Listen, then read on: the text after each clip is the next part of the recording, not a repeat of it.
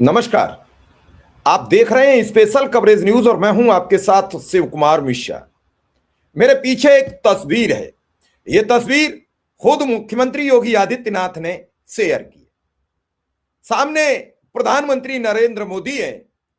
वो किसी बात पर गंभीर मुद्रा में यानी नाराजगी व्यक्त कर रहे हैं और इधर मुख्यमंत्री योगी आदित्यनाथ के माथे पर सलवटें पड़ी हुई साफ दिख रही हैं।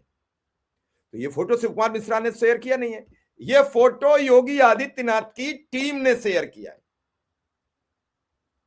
इसके अलावा भी और फोटो होंगे, इसके अलावा भी और प्रोग्रामिंग और बातचीत हुई होगी, लेकिन उस सब के बावजूद क्या इस तरीके के और किसी फोटो को क्यों नहीं शेयर किया गया? लेकिन चलिए, फोटो से कोई लेना देना नहीं है, वो आपका समझना है। आप क्या इस पर कमेंट करेंगे, इसके लिए क्या कैप्शन देंगे, ये आपकी राय है। लेकिन मेरा सवाल यह है कि दिल्ली में मुख्यमंत्री योगी आदित्यनाथ ने प्रधानमंत्री नरेंद्र मोदी से आज मुलाकात की। उत्तर प्रदेश में आज ही हिंदू हृदय सम्राट स्वर्गीय बाबू कल्याण सिंह जी का जन्मदिन था। उन्होंने उन्हें अपनी श्रद्धांजलि अर्पित की, सीधे प्रधानमंत्री से मिलने चले आए। आपको बता दें कि प्रधानमंत्री जी बाबू कल्याण सिंह जी का कितना सम्मान करते थे, ये कोई जान नहीं सकता है। 2013 में जब वो सत्ता में चुनाव लड़ने के लिए आ रहे थे तो उस समय उन्होंने बाकायदा ये कहा था कि कल्याण सिंह जी से बात की जाए और पार्टी में उनकी मुखरता पर भी बात की जाए। और तब उन्हें बुलाया गया, उन्हें भाजपा में सम्मिलित कराया गया और उनके मुताबिक कुछ टिकटों के खाली ब्लैंक बी फॉर्म उन्हें उपलब्ध कराए गए थे। आज मुख्यमंत्री से यह मुलाकात लगभग 45 मिनट हुई है। इस बैठक में कई गंभीर बातों पर मंत्रणा हुई है। सबसे पहली मंत्रणा हुई कि ब्राह्मण विधायकों की बैठक और उससे उठे सवाल जिससे नाराज हुए ब्राह्मण समाज को कैसे समझाएंगे। मैं एक एक करके आगे डिटेल करूंगा। नंबर 2, कोडीन कप सिरप पर पूर्व आईपीएस की गिरफ्तारी के बाद मचे बवाल को कैसे निपटाया जाएगा, क्योंकि इस पर योगी और मोदी दोनों की साख पर धब्बा लग रहा है। योगी के सजाती का बार बार नाम आ रहा है तो प्रधानमंत्री नरेंद्र मोदी के लोकसभा क्षेत्र का यह मामला है, तो दोनों के इज्जत आबरू पर हमला है और शायद उसी पर कुछ तीखी टिप्पणी हुई है। नंबर 3, केशव प्रसाद का खुलेआम डीएम को नसीहत देना भी दिल्ली तक खबर आ गई है, क्योंकि माघ मेला उसी जगह है जहां कुंभ में हादसा हुआ था।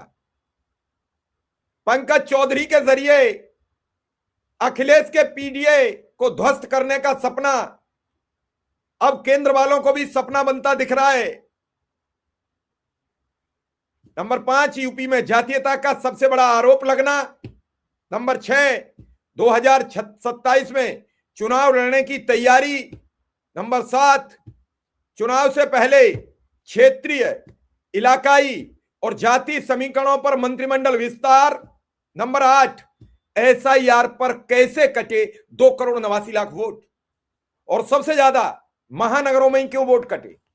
ये कई सवाल, इन पर गंभीर चर्चा हुई है, एक एक कर हम सब आपके समक्ष रखेंगे। लेकिन उससे पहले आपसे अपील और गुजारिश, चैनल को सब्सक्राइब कर लीजिए, बेल आइकॉन बटन दबाइए। हम बेबाक खबरें, बेबाक टिप्पणी आपके समक्ष रखते हैं, निष्पक्ष विश्लेषण करते हैं। और विश्लेषण सरकारी खबरों का होता है, सरकार का होता है, विपक्ष का नहीं। सरकार गिराने और बनाने में हम बहुत ज्यादा इंटरेस्टेड नहीं रहते हैं। जब गिरेगी तो हम पर रुकेगी नहीं, और जब बची रहेगी तो हम गिरा नहीं पाएंगे।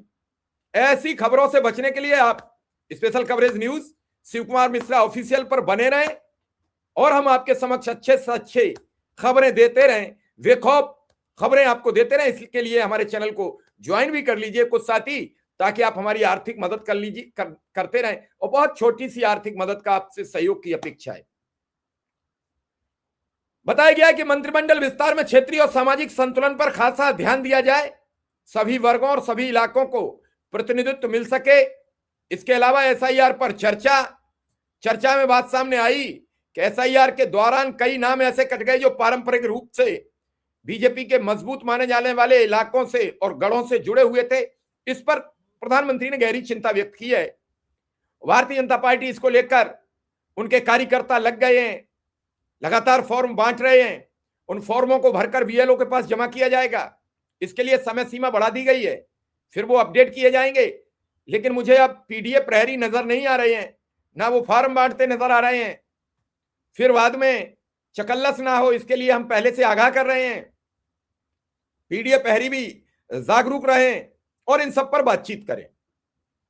जैसे फॉर्म भारतीय जनता पार्टी जमा करानी चाहती है, वैसे ही समाजवादी पार्टी, बहुजन समाज पार्टी, चंद्रशेखर आजाद की पार्टी, कांग्रेस पार्टी और ओम प्रकाश राजभर की पार्टी, संजय निषाद की पार्टी, अनुप्रिया पटेल की पार्टी, इन सभी पार्टियों को लगकर ज्यादा से ज्यादा वोट बनवाने चाहिए। अब चर्चा करते हैं हम एक एक सवाल पर।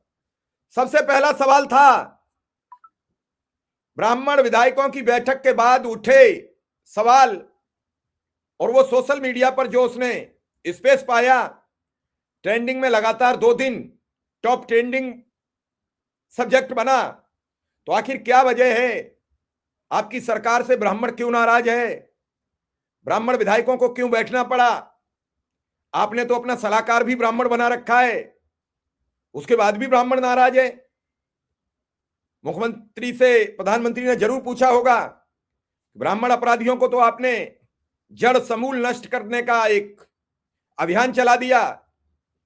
जो ब्राह्मणों के बड़े नेता थे, उनके अहाते तोड़ दिए, उनके घर गिरा दिए। लेकिन क्या किसी और अपने सजाति के अपराधी के घर भी तोड़े? कहीं कुछ हुआ?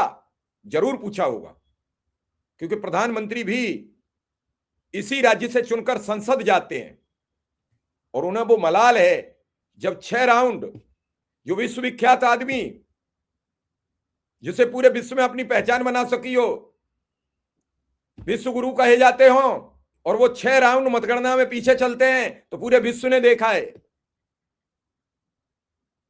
ऐसे में उन्हें मलाल होगा कि 400 सीटों का नारा, उसमें 200 सीटों पर सिमटना, उत्तर प्रदेश में 72 और फिर 67 और फिर 33, क्या ये पूरा मामला है?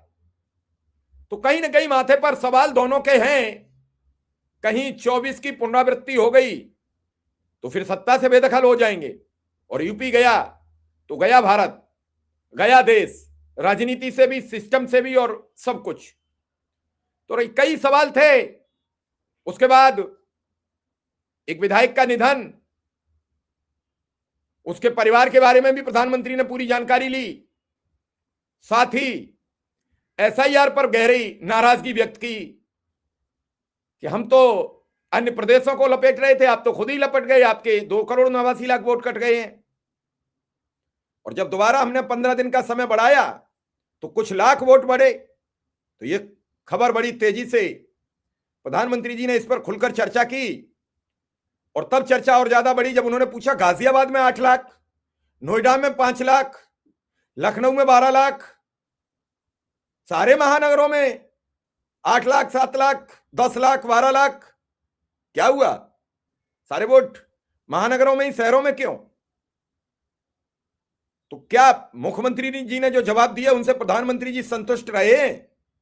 ये माथे की लकीरें बता रही हैं कि सब कुछ ठीक नहीं रहा। पहली बार इतनी लंबी बैठक हुई है, मंत्रिमंडल विस्तार पर खुलकर चर्चा हुई है, केशव प्रसाद मौर्य का क्या होगा। उधर ओम प्रकाश राजभर ने मांग कर दिया कि इस प्रदेश का ब्राह्मण मुख्यमंत्री कब बनेगा, अखिलेश यादव को ऐलान करना चाहिए। तो क्या अखिलेश यादव की तरफ ओम प्रकाश राजभर का एक बार फिर मन पलटता दिख रहा है? यह चर्चा भी हुई होगी। चर्चा हुई होगी कि अगर हमने पंकज चौधरी को प्रदेश अध्यक्ष बनाया तो क्या पंकज चौधरी से अखिलेश के पीडीए को वो चोट पहुंचा पाएंगे? तो शायद मुख्यमंत्री ने कहा कि पहुंच तो जाती अगर आप स्वतंत्र देव को प्रदेश अध्यक्ष बना देते। अब पंकज चौधरी राजनीति के मजे हुए खिलाड़ी तो जरूर हैं, लेकिन सांसद रहे हैं। स्थानीय स्तर पर उनकी कोई पकड़ नहीं है, संगठन का भी उन्हें खासा ज्ञान नहीं है। ऐसे में अखिलेश के पीडीओ को कितना नुकसान पहुंचा पाएंगे, और पंकज जी कहेंगे। उन्होंने पूछ लिया कि सतुआ बाबा की रोटी डीएम साहब बना रहे थे, उसमें क्या राज है? क्योंकि सतुआ बाबा योगी आदित्यनाथ के नजदीकी और करीबी माने जाते हैं। ये कई सवाल जरूर उठे हैं और इन्हीं सवालों का जवाब, और फिर कोजीन कप सिरप, क्योंकि धनंजय सिंह मोदी के भी गुड बुक में, शाह के भी गुड बुक में है, योगी के भी गुड बुक में है, तो धनंजय सिंह का क्या होगा ये नहीं कहा जा सकता। लेकिन इस पूरे राज्य के एक एक जनमानस, दलित, पिछड़े, अगड़े के दिमाग में ये बात फीड हो गई कि अगर अपराधी या मुसलमान, यादव या ब्राह्मण है तो उसका बुलडोजर भी चलेगा, उसका घर टूटेगा, मकान टूटेगा, उसके खिलाफ कार्रवाई होगी, एनकाउंटर होगा, मारा भी जाएगा। लेकिन अपराधी अगर उनकी मुख्यमंत्री का सजाती है तो कोई कार्रवाई नहीं होगी। ऐसी बार बार बातें समझ में आ रही हैं और इन सब बातों को समझना चाहिए। प्रधानमंत्री की बैठक के बाद अगला जिन्न क्या निकलेगा ये आने वाला वक्त बताएगा। लेकिन ये बैठक बता रही है कि सब कुछ सटीक नहीं रहा है। क्या इस बैठक के बाद उत्तर प्रदेश के बिगड़े हालात सुधरेंगे या फिर और बिगड़ेंगे, इस पर अभी हमें देखना पड़ेगा और समझना पड़ेगा। फिलहाल इस खबर को यहीं हम विराम देंगे। आप सबका आभार और धन्यवाद। अगर आपको खबर अच्छी लगे तो लाइक शेयर जरूर कीजिए और चैनल को सब्सक्राइब कीजिए, बेल आइकन बटन दबाइए, हो सके तो ज्वाइन की संख्या बढ़ाइए।